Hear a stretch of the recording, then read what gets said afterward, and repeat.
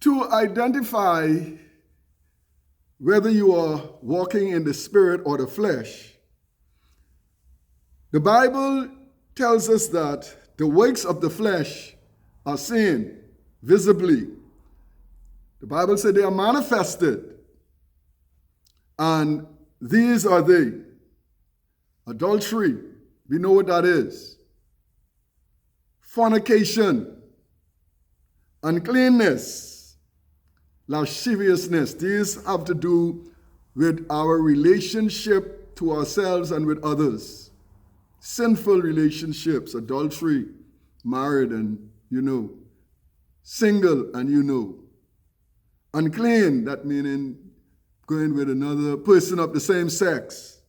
Lasciviousness, overindulgence in drinking and smoking and obscenities like porn, pornography, etc. And then the next group is idolatry, witchcraft, hatred, variance, emulations, wrath, strife, seditions, and heresies. And these have to do with relationship with the spirit world. The relationship with the spirit world, who we honor, who we serve, who we adore.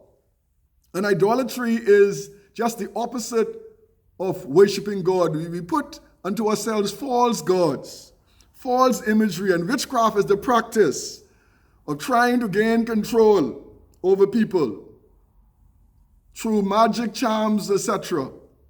Of course, hatred, that animositous feeling that is in our hearts towards people for whatever reason. Variance causing strife and discontention and emulations, following after people, doing what they do. Don't want to listen to God, just following others. And wrath is the execution of anger, doing the thing that you get so angry that you just do it. And strife, always at enmity with everyone, and at times with ourselves. Seditions against the state. We have a lot of that going on. Sedition not only means against the local state, but we are seditious even against God. Going and crime against your leaders, your national leaders, crime against your state and your society. And then, of course, heresies. We go into these strange and demonic things that runs contrary to the norms of God's word.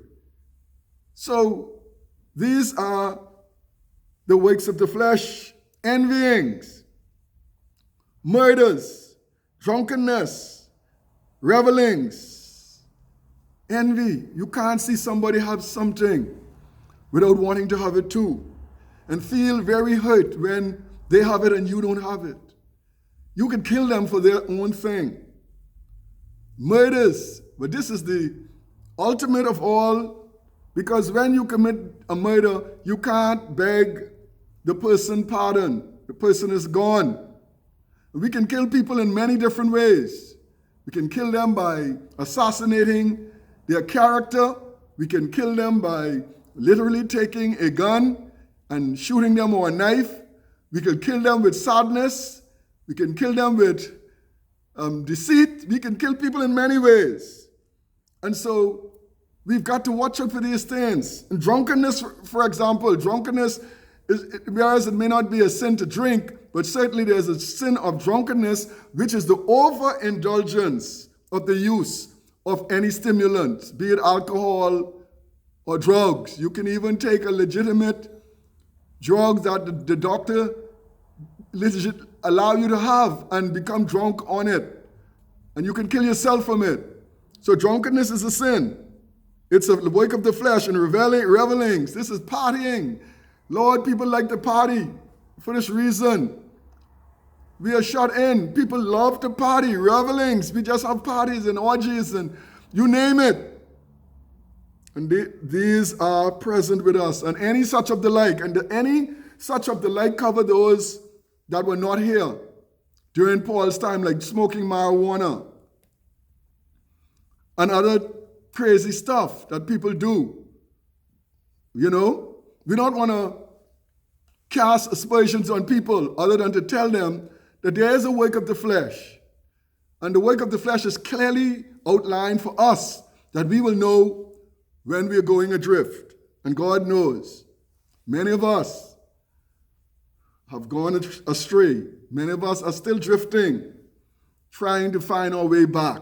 But God is faithful, friends. God is faithful. And He is a God of many chances.